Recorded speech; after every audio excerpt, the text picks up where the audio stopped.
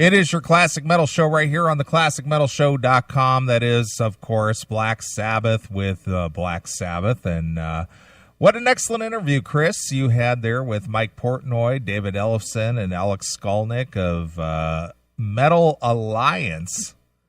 Is that the name? That is Metal Allegiance. Metal Allegiance, I'm sorry.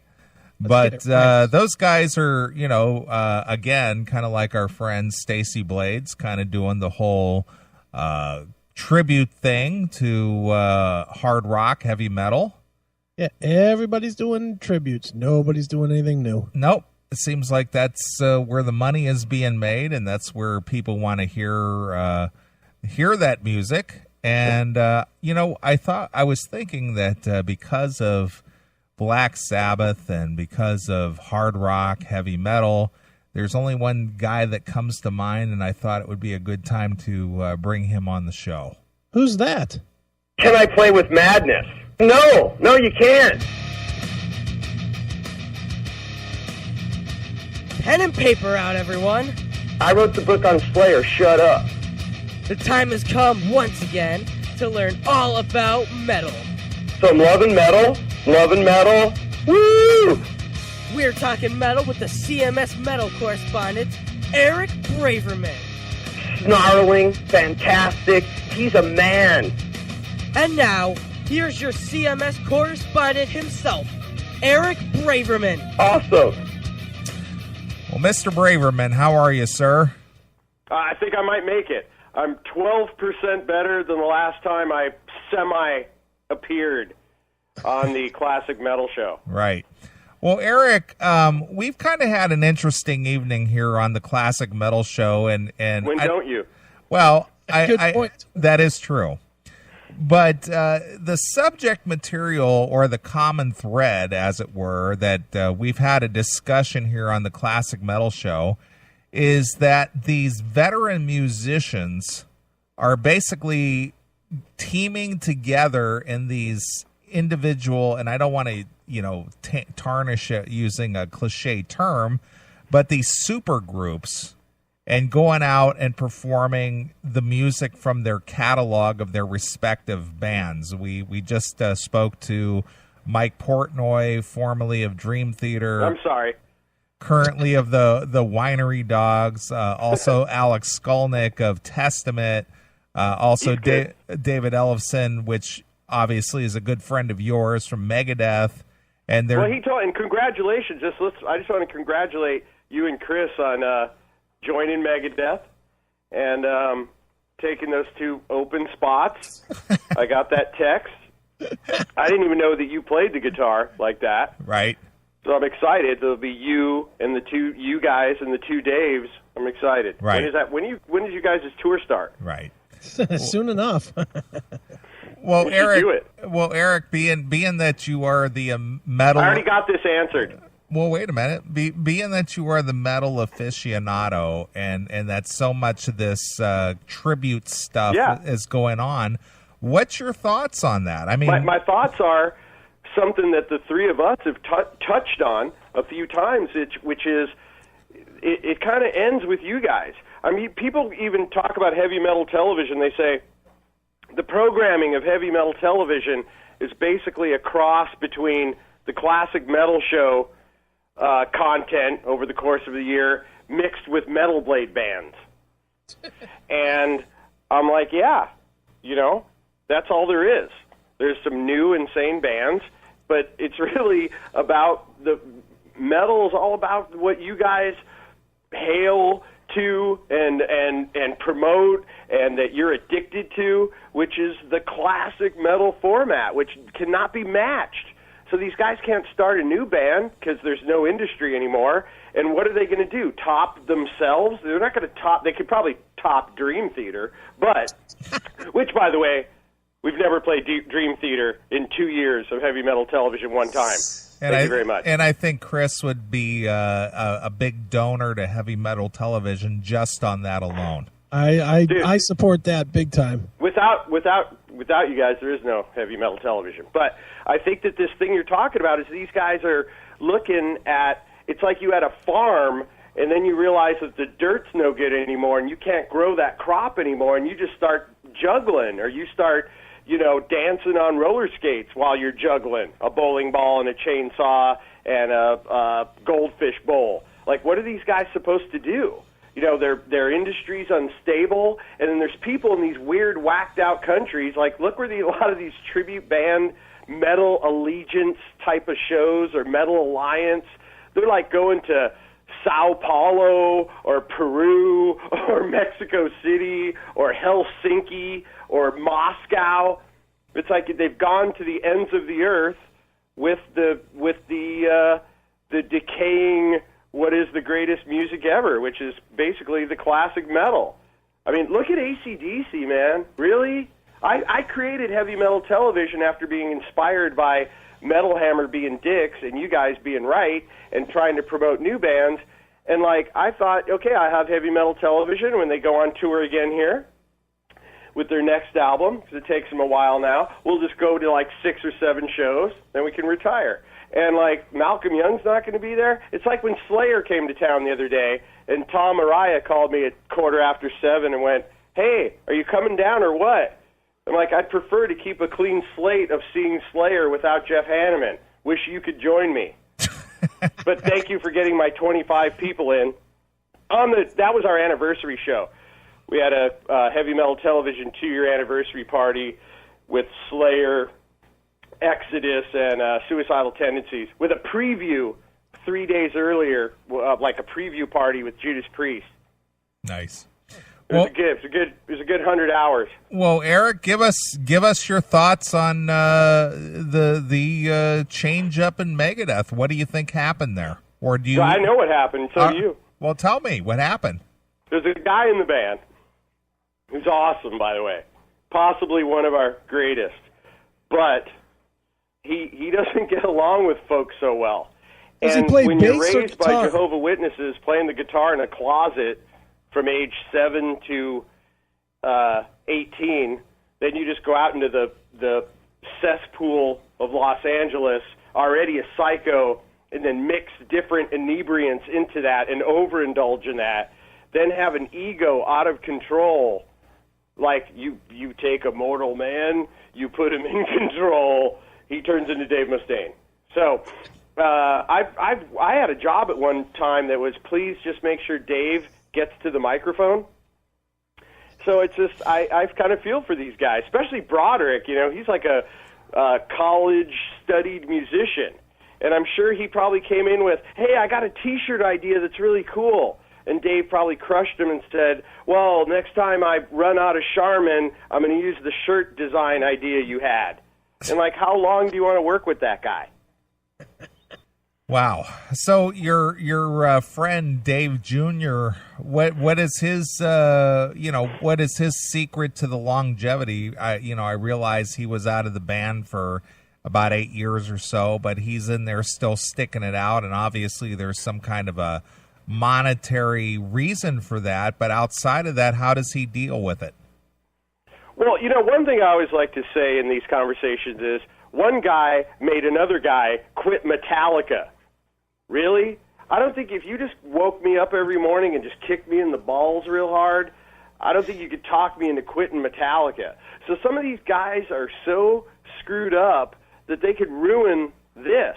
But in Dave's case, Dave Elfson, Dave has survived death a couple of times, like literally, D-E-A-T-H.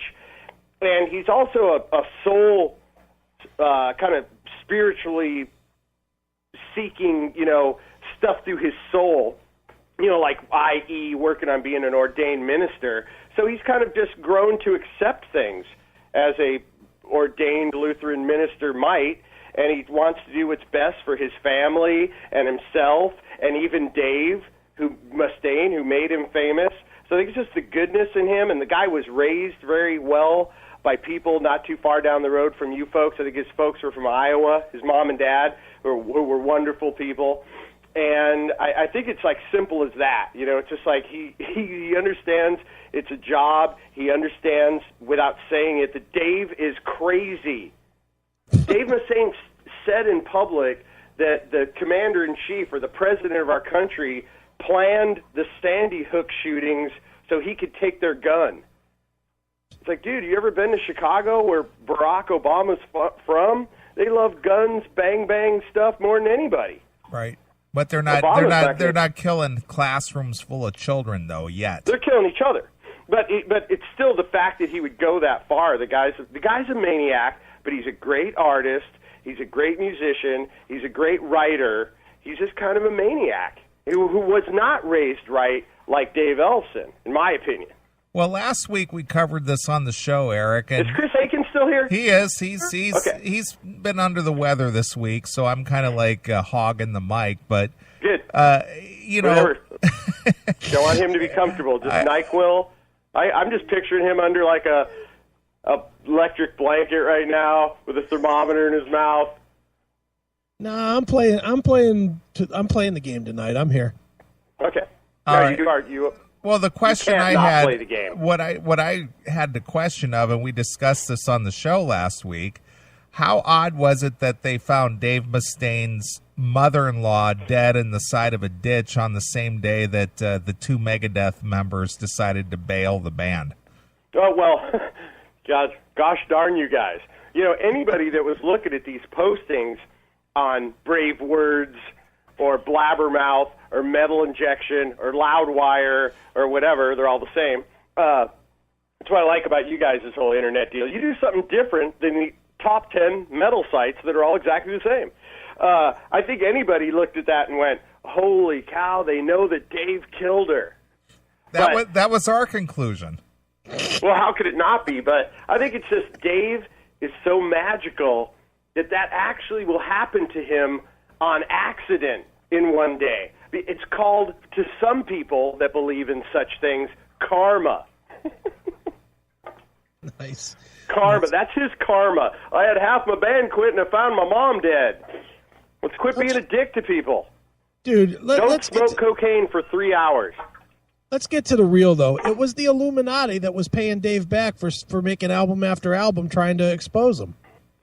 Oh, yeah. The Illuminati, those guys. Another bag of marshmallows group that certainly the three of us aren't scared of. But it makes a good point. Like the Dave Mustaine stuff is so out there at this point that nothing could be a surprise. It's like, yes, this is his shtick. He's kind of like the thrash metal Ted Nugent. Yeah, he definitely is, say man. Stuff, and I don't know if he calculates this to get Blabbermouth headlines or what, but I mean, last time I saw Dave, I tried to talk to him, and he jumped into the back of the door jam, meaning like a door's open, and he's jumping behind the open door into the corner and the open door, you know what I'm saying? And like trapped himself in there against the wall behind the open door, if you can get that picture. And I'm like, Dave, I'm not going to hurt you. It's okay. You're going to get hurt if you try to go through a door through the door jam and the door on the opposite side. You have to go around where the doorknob is. Sure. And this is recent history. Right. Well, last time I saw him. Eric, you mentioned Slayer, and I'm curious if you've heard any of the. I'm calling it SLA because it's not Slayer, it's half. So they get SLA from me. Well, have you heard any of it, and what do you think if you have? Well, let's preface that a little bit by when Implode came out. Yeah. And they did that Implode song on that Golden Shower Awards. You know, the Golden Shower Awards? It should be you guys. I don't even know what. Golden God? What's the difference? Golden Gods. They're on the Golden Shower Awards. Well, check this out. You're going to love this, Chris, and then we'll go from there. Anyway, I see this clip of them playing Implode, and I actually sent Tom an email right then that said, hey, Tom, just saw you playing a new song. Sounds pretty fun. Good for you. You know, moving forward, I'll talk to you soon. He sends back an email, probably faster than he's ever responded to me, and he's a very good responder as far as guys in a band.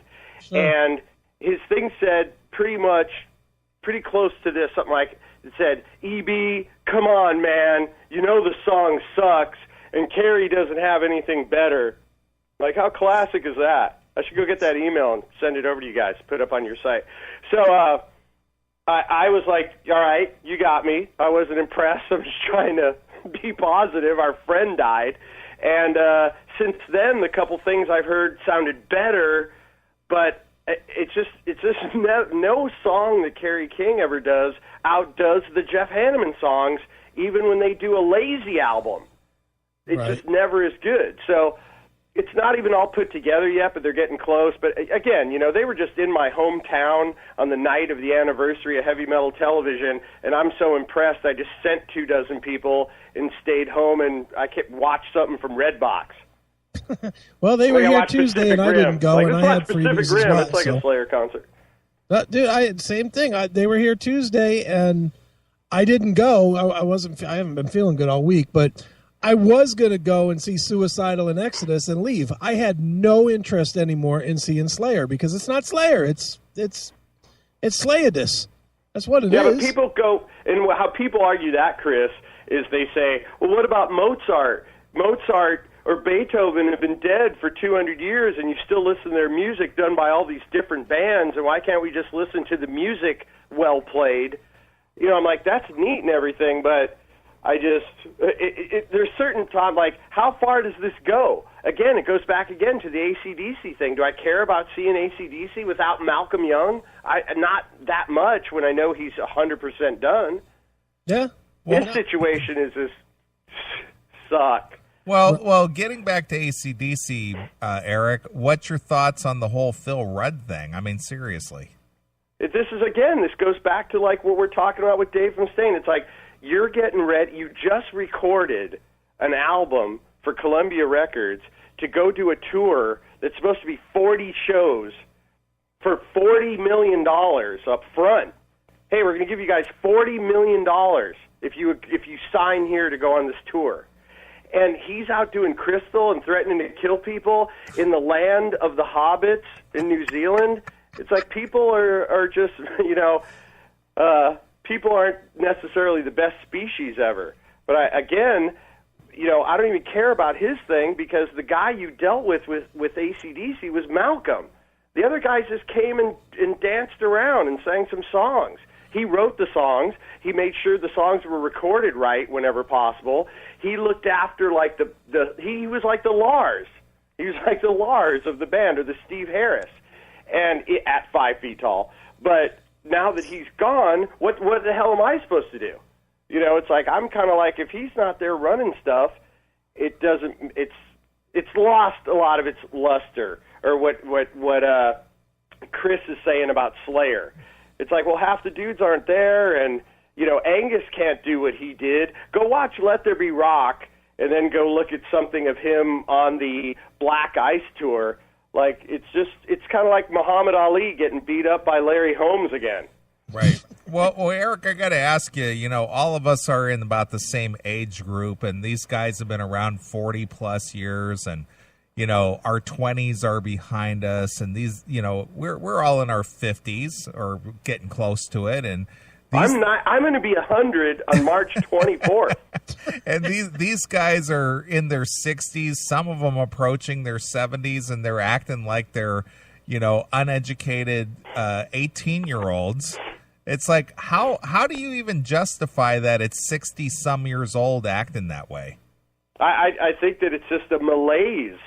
Like, it's like we're paying the bills, we're doing our job. I mean, I thought Black Ice was held back. This album, it's like you just read the lyrics and stuff, and it's like Angus wrote those lyrics like just in the bathtub. Like, he's not even thinking. He's like, oh, I'm smoking a cigarette, so I'm going to write, I'm smoking a cigarette.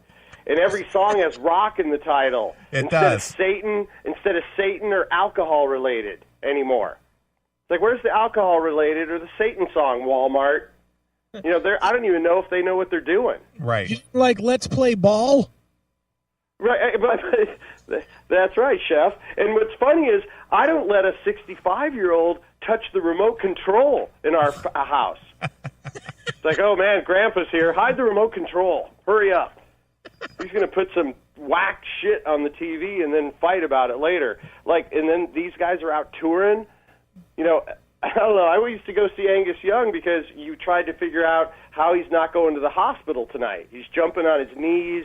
He's trying to break his neck, as he invented headbanging and then made an art out of it. I mean, he was the original headbanger. It's like, that's enough. I went to Judas Priest the other night, and there was a couple. I'm listening to songs. I'm like, why is this in the set list? And then you can hear clearly that Rob is struggling through some of it. What's like the point? Do they need the money? It just doesn't have the power. And then Richie Faulkner's over there trying to have the energy of the other four of them. So he looks kind of goofy, just so overly energized compared to the other four of them. It's like these guys are older guys. Like, these questions you're asking are totally valid, but I think they're answering themselves.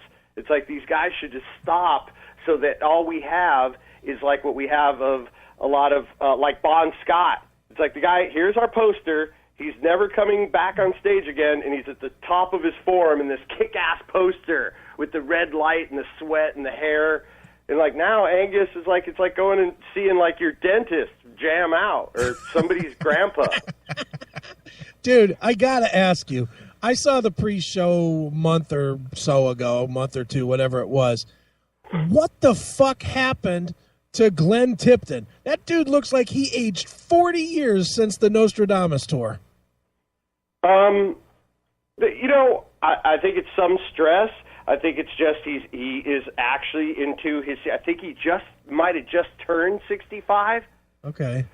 So he is. I think he did turn 65. It's been a lot. And also, when you're 65 and you didn't sleep good the night before, and on the tour bus or whatever, you could be a little saggy, baggy, whatever. But again, last time, here's the nerd. This is so stupid. Last time I saw Priest, before this other day when I went and saw the boys and had a funny word with them and all that, they gave me a pass that was shaped like a gravestone. And it said on it, exactly 3 years to the day almost did they come back here, it said on it, Epitaph. Hi, Epitaph. It's a gravestone. I get it. Hey, 3 years later, you guys are back? What the hell are you doing? And why are you playing 5 songs off Redeemer of Souls? Because those are the ones that Rob can hit the notes on. I just don't even know. It's like, do they owe somebody money? Are they? I don't know what the motivation is. And Rob just had hip surgery, so again, I just think their thing is a little bit beat up. And also, if you look at their ticket sales or their box office on this tour, they've had some pretty bad nights. And at our show, even though, and rightly so, you pointed out a couple months ago as we talked that Steel Panther is very entertaining and has a good following built up. Before Judas Priest came on stage, I was sitting there kind of freaked out because there was no one in the arena. Oh. What size of a place was it, Eric? It was about I think that night they actually played in a hockey arena, but they set it up in this like theater setup thing with these curtains and shit. So I think it was 6,100. Wow. Because the promoter is an actual good friend of Heavy Metal Television and myself. He's been doing Judas Priest and knows Rob Halford from living here in Phoenix many years. He did the show himself independently without Live Nation or anything like that backing him up. And it was, like I said, it was a 6,100 seat capacity. And when Steel Panther was playing, it didn't look like there was 500 people in there. Yeah. How was it with Priest? Was it packed for Priest or about half full? Well, when they came on, it looked decent. And I actually went with the concert reviewer for our local big paper, and he does not like metal at all. He thinks it's stupid. He actually wrote a coffee table book about Burt Bacharach. That's how square this dude is. But he's a friend of my family's and myself, and he actually went with us and sat with us and all that, and just his comments through the whole thing were kind of funny. He said something. He said that Glenn Tipton looked like an old lady. I think Chris would probably concur with that. But he said something like, "Who's that old lady? Is that their original guitar player?" I'm like, "Old lady? What?" Yeah, he was just like, it was almost like he was confused, Yeah. Well, also they couldn't even do their video projection or their video presentation. They had huge video screens behind them, and there was a couple times where it was out of focus or the wrong album was up during the wrong song. So I'm like, hey, that's Defenders of the Faith album cover, not Sad Wings of Destiny. Thank you. And then all of a sudden, like, you'd see it change. Like, did he hear me? Like, it was totally weird like that. Yeah, I just looked it up real quick. When I saw him here, October 28th, they did just under 5,000. That was the attendance, just under 5,000. I think that if me and you two were given a budget and said, do a Judas Priest concert, we could just get 5,000 people ourselves that has come to the show and hang out with us. Like, it's like no effort was made. And I contacted their record company. Their record company basically said, "What, we put out a Judas Priest album?" That's what they said to me. And I'm like, well, can I promote the show, or what do you want me to do? And they're like, there was one? So then I contacted the guy that I know who is actually from Chicago area originally, and he was doing the show here. I contacted him and said, hey, do you want me to run a commercial or do some ticket giveaway stuff? And then also at the same time, our classic kind of hard rock radio stations called KDKB, they changed formats to alternative rock. Like, that's hip. Hey, that's hip now. It's like, what? That was hip in 1993. Changed that, so they lost their main radio station here in the middle of their promotion about, 6 weeks prior to their show. Wow. So that didn't help. No. I'm looking online right now, and I just found attendance for another show in Quebec, Canada, in Montreal. And you would think Montreal would do well for Judas Priest. Super well. And 2,500, 2,556. Like, that's like that show that you guys were talking about when one of the previous shows I was on here this year, that, like, warrant show that was, like, canceled as the band was going on stage. It's like, what are you guys doing? I really tell you, listen, let me tell you this. I asked, like, hey, I'm going to interview the band. Their manager sends back through their publicist, oh, I don't know. You've interviewed him a lot of times. I'm not sure. I'm like, look, I'm already running a commercial. I'm doing a ticket giveaway. The band really enjoys seeing me. The promoter's my friend. Oh, well, what do you want to do? And at one point, I'm like, why don't we just do some station IDs? So let's just have the band saying, hey, you're watching heavy metal television. Keep watching. Well, when I'm setting this up, they send me a thing and say, we want to approve your script for your television station IDs. This isn't a joke right now. There's no joke here coming. I know you guys are like, EB's telling us a funny joke. There's no goddamn joke. They told me to send them the script for the station IDs. And maybe we could work something out with Ian or Richie. And I'm like, why don't I just call Richie right now? Because we've been hitting bong since the Lauren Harris days, lady. Where's my phone? You know? So I send him a script that says, hey, this is Richie Faulkner and Ian Hill. You're watching the television network that we invented, heavy metal television. They send me an email back. Oh, I don't know if this is going to fly, EB.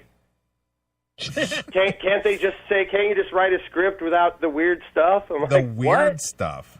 Yeah. Right. Like, I could show you emails. Approve of the script. And then I'm send them stuff, then they send me back really what they want me to have them say. Thank you. And a funny part is their tour manager is a funny guy who used to do, like, security detail for, like, the military or, you know, presidents. And his name's Jim Sylvia. And he is 73 years old now and is still their tour manager. Right. So I would kind of go to him. I'm like, Jim, look at these emails. He's like, you know, those bitches are at the office. And also another weird thing, Jim lives here a couple miles from me, and he has never missed a Rob Halford show in 33 years. Something like that, 35 years. Every show Rob's ever done, even the silly shows without Judas Priest with him, I think he even did the 2 concerts. He was there and just kind of laughing about it, going, well, do whatever you want. You're going to do whatever you want anyway. And it was just like, that retarded. And then they let me bring 25 people. That's nice. Yeah, you can bring a friend. 25 people I waltzed in there with. Yeah, well, it sounded like there was room for all of them. Well, it was, but like Slayer. Well, most of the metal shows kind of extend us that courtesy because they know I'll cause some problem. But it was still generous of them to do that and, Right. let me go back there. And, I went backstage, and, there wasn't any... Rob Halford has a house here. There wasn't one person backstage, not one. I'm like, what the hell's going on? So just totally weird stuff that doesn't make sense. It's all part of the show bullshiz that you guys dissect here on the Classic Metal Show every Saturday night. Right. It's just all part of that. It's like all the stuff you guys question and make fun of, it's because it's the reality of your life of dealing with these bands. Right. What's cool is you get breaks from it, and you get to decide who and what and when you want to talk to people. But these jamokes that you guys make fun of every weekend, they're anchored to this stuff.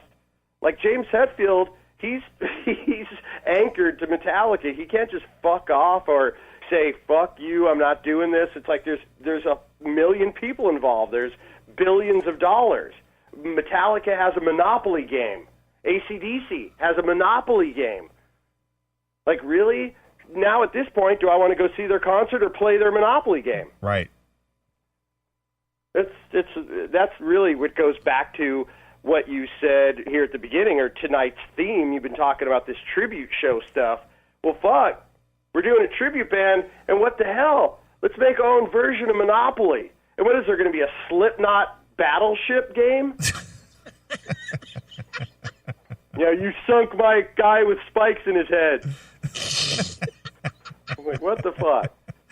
It's that trippy. Well, Slipknot is almost classic metal now. Yeah. They might be the end of it, where you end your whole thing. Like, this is how stupid it got. There's a guy playing a keg. We were so grasping at straws at the end that we had 8 masked people banging on a keg saying, why won't people buy albums anymore? Right. And then it ends. And the other bookend would be Black Sabbath or Thin Lizzy, or one of them is where your thing starts, unless you're going back to Eric Johnson. But so you think that metal goes from Black Sabbath to Slipknot? Is Slipknot the definitive end?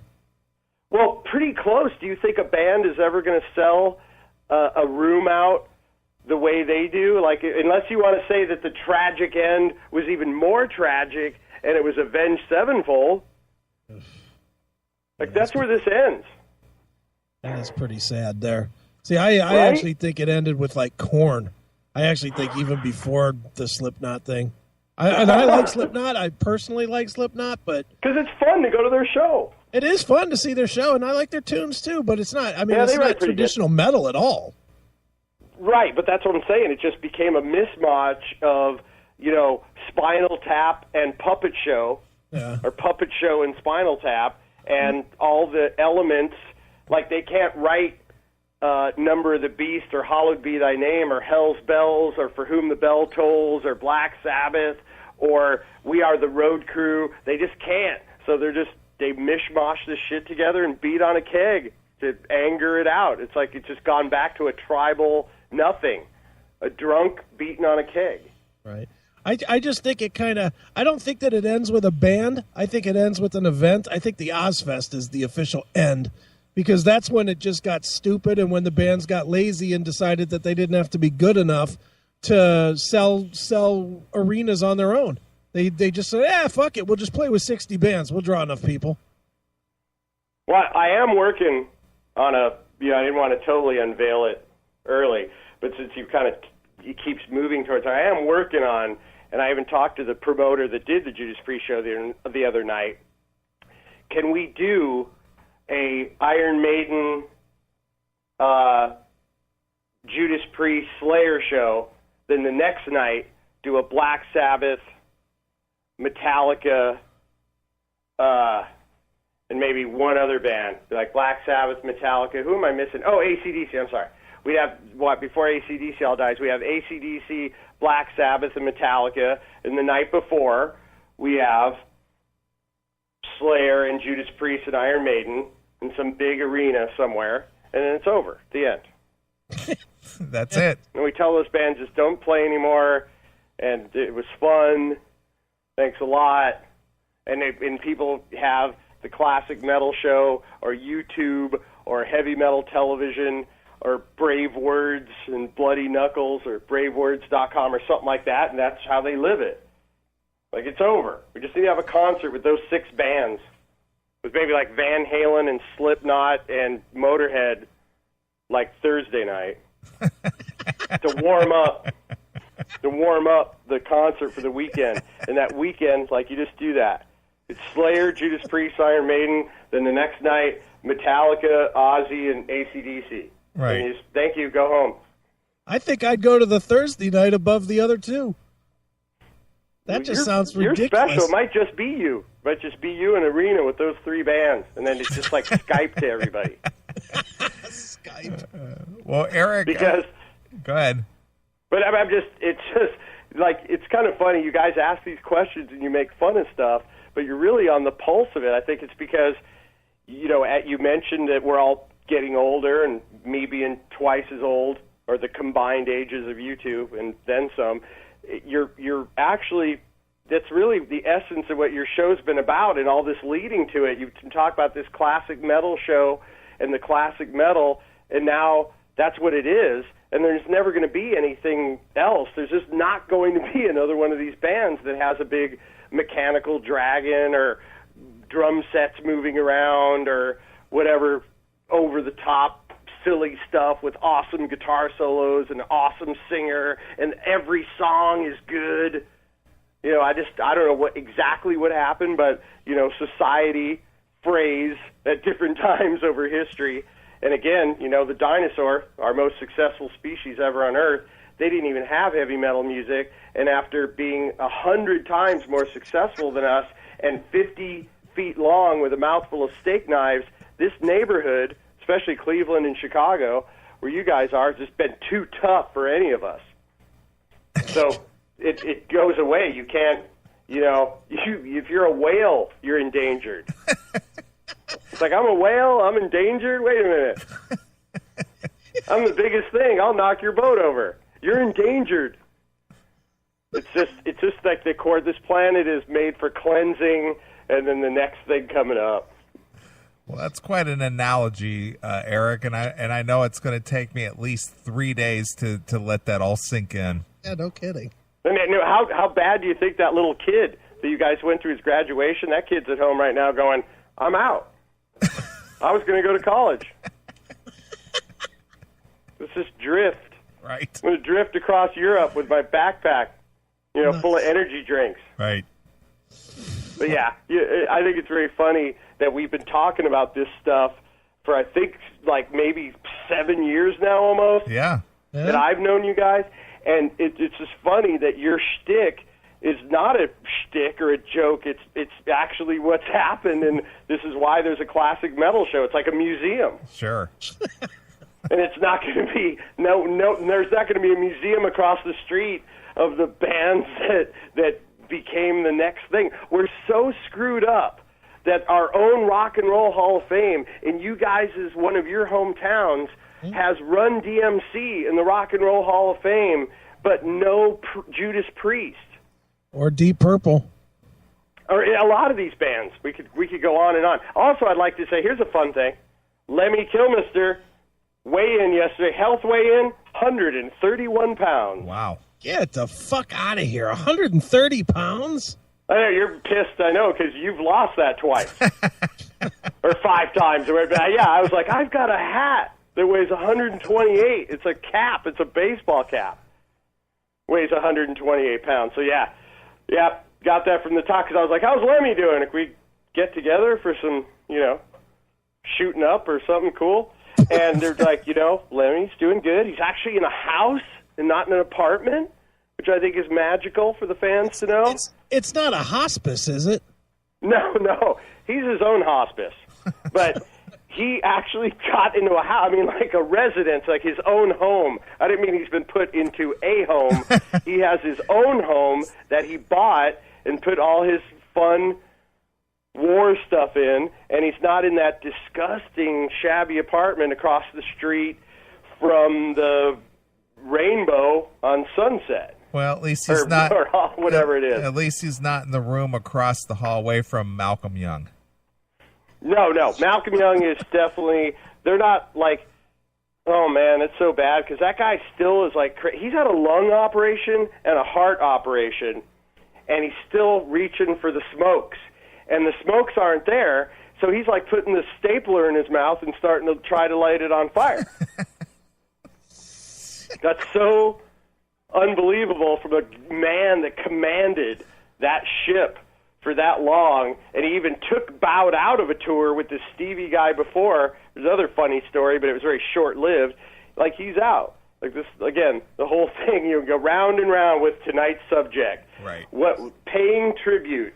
And what do you pay tribute to? Mostly, tributes are paid, and I think the tribute concept came from the Romans for fallen soldiers or fallen heroes, and in tribute, back to that whole, for those about to die, we salute you thing, it is now what they're living. Right.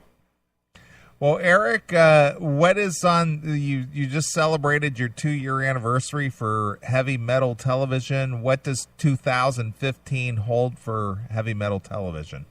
Well, most of it now is a big, and Chris will understand this, technological battle. Like every time we do something changes with the technology. Like every company is moving so fast that delivers our technical stuff, our digital stuff, our music, our movies, our television, our phones. It's moving so fast, and they're all going in different directions. And I think, we're really trying for 2015, especially the beginning, to see if we can make some sense of why an iPad works on Tuesday for heavy metal television, but not Thursday. That's a big one. Making our network more powerful, and then as we make the network more powerful, how do we use it to mine drugs and alcohol and whores out of communities that we deal with? I'm all for that.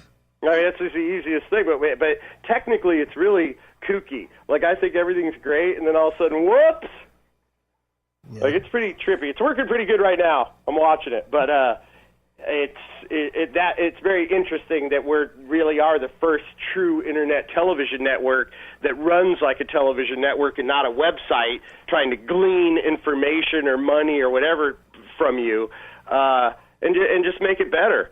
Try to enjoy this crazy life is really what we want all your listeners and you and all of us to do for 2015, because nothing's getting any easier. All this technology and everything is supposed to make everything easier.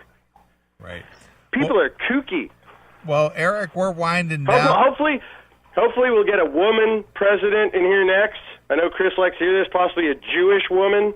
I don't know where they'll find that, but it could be good. We could right this country up.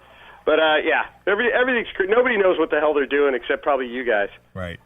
Well, Eric, we're winding down 2014. Our top 10 CD countdown for 2014 is coming up here in a couple of weeks. Anything that stands out for you personally as one of the best releases of this year? Oh, absolutely. When Jason Newsted posted and just turned his Newsted Heavy Metal site into a thing that just said, Jason Newsted is not affiliated with any social networking sites or any of the imposters that may post something for him, and then just disappeared again. I think that was probably the greatest hit. I don't know if any of you saw that, but go to newstedheavymetal.com and you'll see the thing, and it's pretty great. Did you mean music? Or? Yeah, music, CD music. You got a band, a CD. Yeah, again, goes back to that concert, and I don't, it's like Judas Priest, not impressed with what they put out this year. I'm not impressed with Rock or Bust. Like, really? Rock or Bust? Come on. And it just sounds so tame. I'm not that very excited about anything other than listening to my favorite classic metal releases again. What about Exodus? Exodus. You didn't like that record, really? Blood In, Blood no, Out? I think, you know what? I think it was competent record, but again, it's like, why? You guys could have just went to a national park or barbecued and played the albums we already like, and they didn't outdo anything. It just, there's been quality stuff. I can't say that bands. I mean, I liked some of the new Slipknot. Yeah. I thought that the Exodus was pretty good. But again, do I want to listen to that or maybe see what Jakey Lee's doing? I don't know.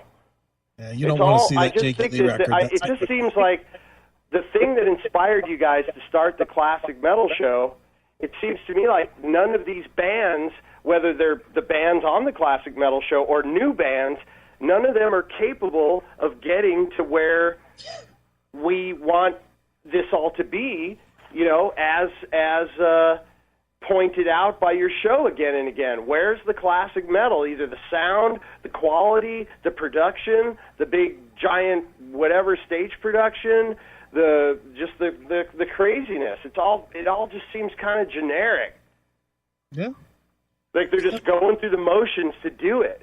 And people aren't getting the budgets they're used to. There's just a lot of things about it that, again, it's like we could make a list of, and again, that sounds like a joke, but the heavy metal television is like what you guys talk about, whether it be the most famous band, AC/DC, or going down to something like Badlands or whatever, and then maybe a couple new bands just because they're so over the top crazy, like Behemoth, who isn't even that new.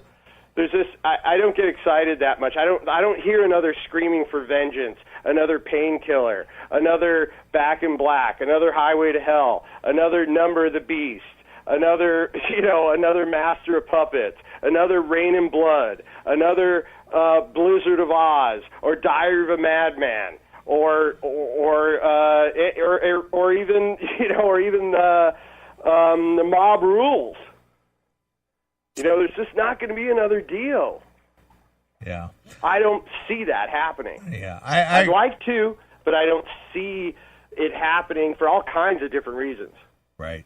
You don't think a band like Cattle Decapitation could make the move?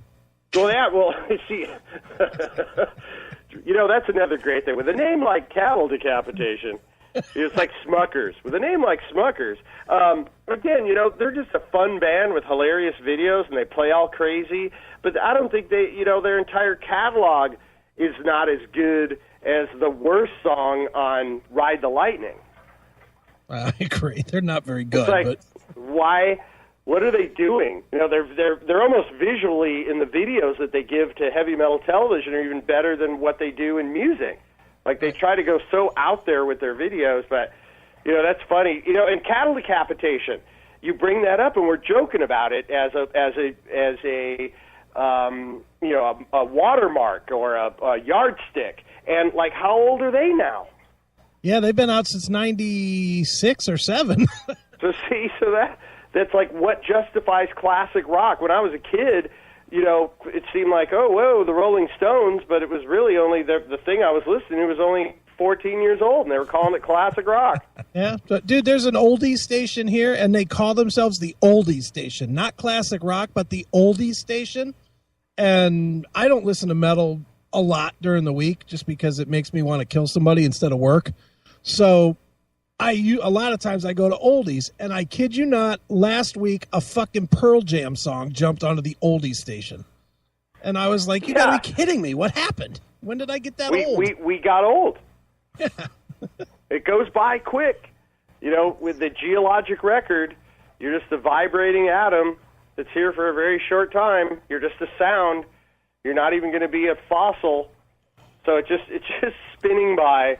And that's why what's cool is that aliens, many thousands of years from now, will find the digital files for the Classic Metal Show, and they might recreate, re-engineer or reverse engineer, and then some aliens will kind of make themselves into Judas Priest and early Motley Crue and Motorhead and AC/DC and Metallica and Iron Maiden and Ozzy, those same bands we just going around about all the time. Right. So I think that's the best hope, is that the aliens, they use the Classic Metal Show files because they'll have you guys' judgments and reviews and discussions and the songs, and they'll be able to best recreate a possible future after we're long gone. Well, Eric, again, I was better this time than the last time when I was all drug and alcoholed out, right?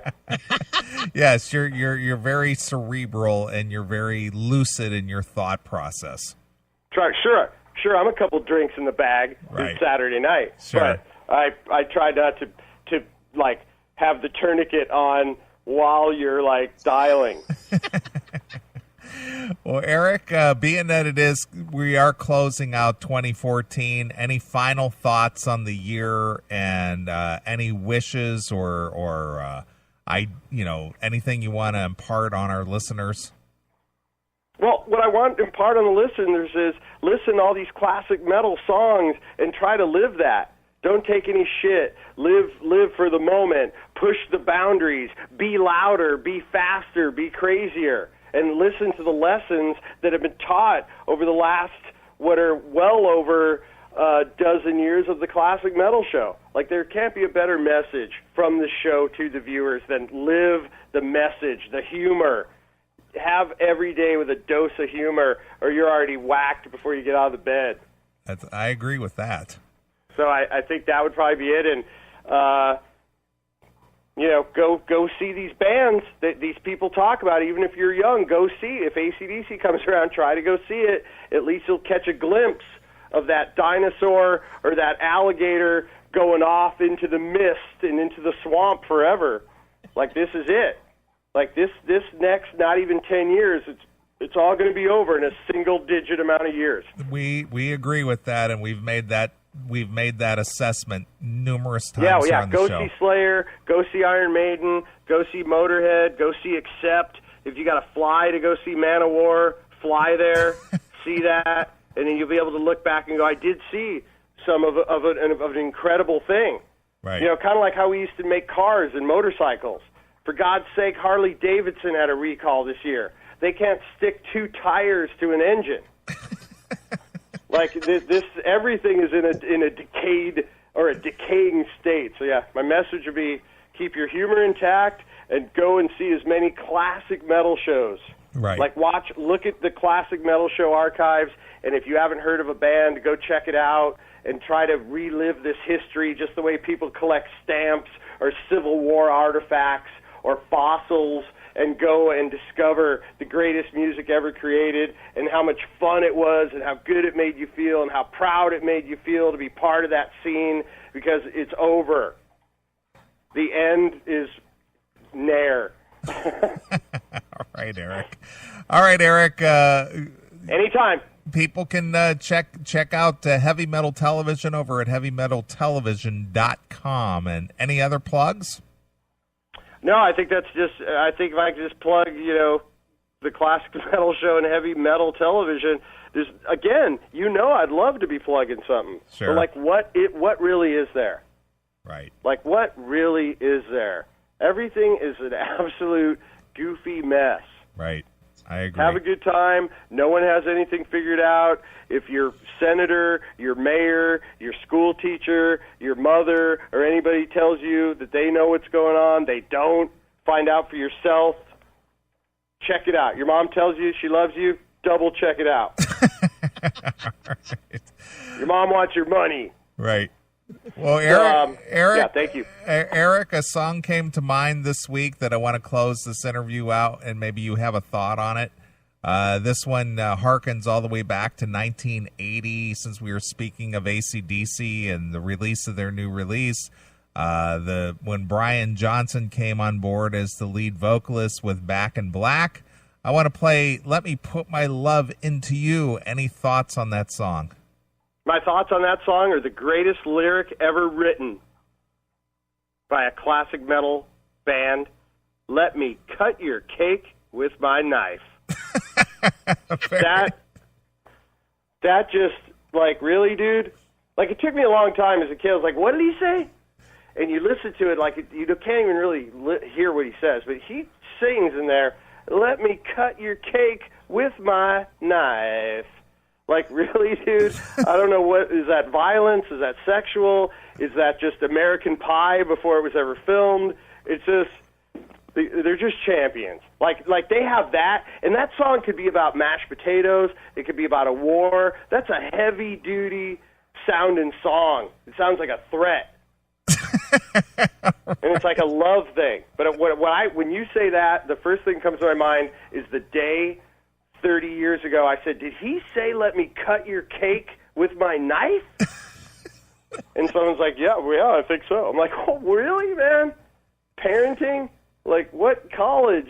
Like, did they go to what Harvard or Ivy League school English program to, like, someone's like, write a poem, and you come up with that line?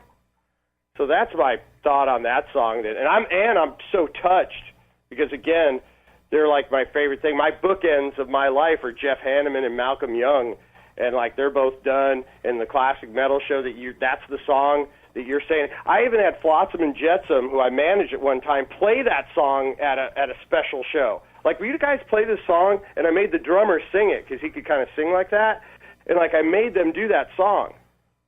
Excellent. Like, that's pretty. They played it great. I could probably find a video of it or something because we have a video of it. But a lot of memories with that song. Let me cut your cake with my knife. Excellent. All right, Eric. Well, it's always a pleasure having you here on the Classic Metal Show. You know the CMS is your home as well, so... Well, hey, the pleasure's mine. You guys let me know what I can do for you, and a lot of your fans would like to see a visual classic metal show, even if it was a special once a month on heavy metal television. Sure. Neely's holding it up. Yeah, that's all my fault. I know.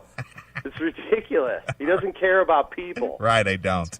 Just people fuck people. Right. Oh, hey, Europe Cherokee is on heavy metal television right now, so I want to go so I can watch it. All right. All right, Eric. Europe Cherokee, dude. Who programmed this? Right. Well, People are going to be in trouble. Well, here's AC/DC with Let Me Put My Love Into You. Thank you, Eric, and Happy New Year and Merry Christmas and all that stuff, and we'll catch up with you in the new year. Oh, of course, of course. Best to you and all the classic metal show listeners. All right. We'll see you.